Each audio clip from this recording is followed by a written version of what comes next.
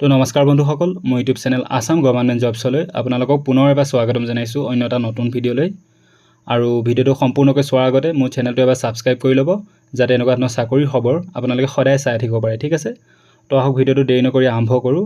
গতিকে এডিআৰই এক্সামৰ যি skill test আৰু ইণ্টাৰভিউ ডেট বাকী আছিল, তাৰ আজি সম্পূৰ্ণ সকলো ডেট আজি প্ৰকাশ কৰা হৈছে। লগতে এডমিট কাৰ্ড কেতিয়া ৰিলিজ কৰা হ'ব, এডমিট কাৰ্ড কেতিয়া দিয়া হ'ব, এক্সাম কেতিয়া হ'ব, সকলো ডিটেইলছ আজি ভিডিঅ'টো আমি ভালদৰে আলোচনা কৰিম।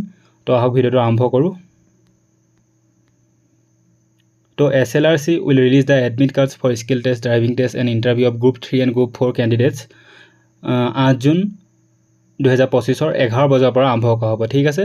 আপোনালোক গোটেই এডমিট কাৰ্ড ৰিলিজ কৰা ইত্যাদি সকলো কথা। Name of the post grade 3 and grade 4 post, প্ৰায় 12,673টা পোষ্টৰ কাৰণে এক্সাম পতা হৈছিল। ষ্টেট লেভেল ৰিক্ৰুটমেণ্ট কমিশ্যন SLRCয়ে পাতিছিল, ঠিক আছে। বৰ্ড আছিল সেৱা বৰ্ডৰ আণ্ডাৰত, ঠিক আছে। তাৰপিছত ডেট অফ এক্সাম 17 জুন 2025 পৰা ষ্টাৰ্ট হৈ যাব ডেট অফ এক্সাম। যিমানবিলাক skill test, grade 3 driving test, ড্ৰাইভাৰৰ ইণ্টাৰভিউ বাকী আছে ক্লাছ 4 সকলোবিলাক 17 জুনৰ পৰা ষ্টাৰ্ট হ'ব, ঠিক আছে। 17 জুন 2025 এণ্ড অনৱাৰ্ডছ বুলি কৈছে, সেইদিনাখনৰ পৰা আৰম্ভ হ'ব, আগলৈ হৈ থাকিব। এডমিট কাৰ্ড এতিয়ালৈ ৰিলিজ কৰা হোৱা নাই, কেতিয়া ৰিলিজ হ'ব মই সম্পূৰ্ণ এতিয়া আগলৈ কথাখিনি কৈ দিম, ঠিক আছে। Release date of admit card 8 জুন 2025 at 11 AM। 8 জুন 2025 11টা বজাত এডমিট কাৰ্ড ৰিলিজ কৰা হ'ব বুলি কোৱা হৈছে। আৰু হেল্পলাইন নম্বৰ দিয়া হৈছে 989582390056। সোমবাৰৰ পৰা শনিবাৰলৈ দিনৰ 10টা বজাৰ পৰা 5টা বজালৈ এভেইলেবল থাকিব, ঠিক আছে।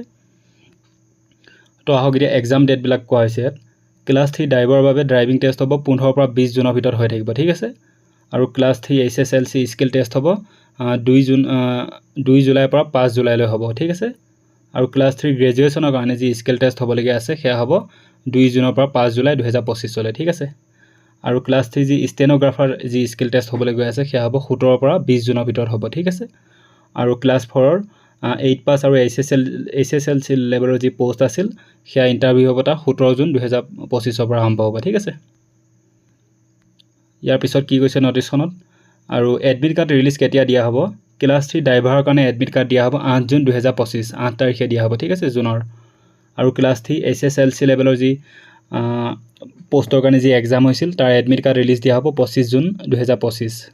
আৰু ক্লাছ 3 গ্ৰেজুৱেশ্যনৰ যি স্কিল টেষ্ট বাকী আছে তাৰ কাৰণে হ'ব 25 জুন 2025 এডমিট কাৰ্ড ৰিলিজ কৰা হ'ব। আৰু ক্লাছ 3 ষ্টেন'গ্ৰাফাৰৰ কাৰণে 8 জুন 2025 ৰিলিজ কৰা হ'ব। আৰু ক্লাছ 4ৰ কাৰণে 9 জুন 2025 এডমিট কাৰ্ড ৰিলিজ কৰা হ'ব, ঠিক আছে। গতিকে এখন আপুনি এবাৰ স্ক্ৰীনশ্বট মাৰি লওক। মই আকৌ এবাৰ কৈছোঁ, ক্লাছ 4ৰ যি ইণ্টাৰভিউ বাকী আছে তাৰ কাৰণে এডমিট কাৰ্ড দিয়া হ'ব 9 জুন 2025। আৰু ক্লাছ 3ৰ বাবে দিয়া হ'ব 8 জুন 2025। আৰু ক্লাছ 3 গ্ৰেজুৱেশ্যনৰ যি স্কিল টেষ্ট বাকী আছে তাৰ কাৰণে 25 তাৰিখে দিয়া হ'ব জুনৰ। আৰু ক্লাছ 3 যিটো SSLC লেভেলৰ যিটো পোষ্ট আছিল তাৰ যিটো স্কিল টেষ্ট বাকী আছে তাৰ বাবে 25 তাৰিখে এডমিট কাৰ্ড ৰিলিজ কৰা হ'ব। আৰু ড্ৰাইভাৰৰ কাৰণে যি ড্ৰাইভিং টেষ্ট হ'বলগীয়া আছে তাৰ কাৰণে 8 জুন 2025 এডমিট কাৰ্ড ৰিলিজ কৰা হ'ব, ঠিক আছে। আৰু ইয়াৰ কিছুমান অফিচিয়েল লিংক দিয়া হৈছে, সেইবিলাকত গৈ আপোনালোকে চাব পাৰিব। ইয়াৰ কি কৈছে, the interview along with document submission in schedule to commence from 17 তাৰিখৰ পৰা ইণ্টাৰভিউ হ'ব। লগতে ডকুমেণ্ট ছাবমিশ্যনো সেইদিনাখনেই হ'ব, ঠিক আছে। মৰ্ণিং 9টা বজাৰ পৰা হ'ব আৰু আফটাৰনুন 1টা বজাৰ পৰা। The candidates will have to bring the following documents. কি আপোনালোকে ফটোকপি বা ডকুমেণ্টছবিলাক লৈ যাব লাগিব সেইবিলাক কোৱা হৈছে ইয়াত। আপুনি নিজৰ এডমিট কাৰ্ডটো লৈ যাব লাগিব, ইণ্টাৰভিউ যিটো এডমিট কাৰ্ডখন, এমপ্লয়মেণ্ট এক্সচেঞ্জৰ যিখন ৰেজিষ্ট্ৰেশ্যন কাৰ্ড আছে সেইখন লৈ যাব লাগিব। আপোনালোকৰ এজ প্ৰুফ এডমিট কাৰ্ড লৈ যাব লাগিব। SSLC এক্সাম বা বাৰ্থ চাৰ্টিফিকেট এইবোৰ লৈ যাব লাগিব। মাৰ্কশ্বিট এণ্ড পাছ চাৰ্টিফিকেট যিবিলাকে বিভিন্ন ধৰণৰ মাৰ্কশ্বিটবিলাক থাকিব আপোনালোকৰ, matric pass, higher secondary pass, ITI পাছ, সকলোবিলাক অৰিজিনেল কপি আপোনালোকে লৈ যাব লাগিব। কাষ্ট চাৰ্টিফিকেট লৈ যাব লাগিব। কাৰোবাৰ যদি এক্স ছাৰ্ভিচমেন কোটাত যদি যিবিলাকে ভৰ্তি হ'ব বিচাৰিছে তেওঁলোকে এক্স ছাৰ্ভিচমেন চাৰ্টিফিকেটবিলাক লৈ যাব লাগিব। ফটো আইডেণ্টি প্ৰুফ হিচাপে আপোনালোকে নিজৰ PAN card, Aadhaar card, voter ID, driving licence সকলোবিলাকৰ অৰিজিনেল কপি লৈ যাব লাগিব, ঠিক আছে। তো ইমানেই আজি মই গোটেই এক্সাম কেতিয়া হ'ব আৰু এডমিট কাৰ্ড কেতিয়া ৰিলিজ দিয়া হ'ব সকলো ডিটেইলছ মই আজি ভিডিঅ'টোত ভালদৰে জনাই দিলোঁ। আশা কৰিছোঁ ভিডিঅ'টো আপোনালোকে চাই ভাল পালে। আশা কৰিছোঁ ইয়াৰ পৰা কিছু উপকৃত হ'ব। আৰু যদি মোৰ চেনেলটো যদি নতুনকৈ আহিছে আপোনালোকে এবাৰ ছাবস্ক্ৰাইব কৰি ল'ব।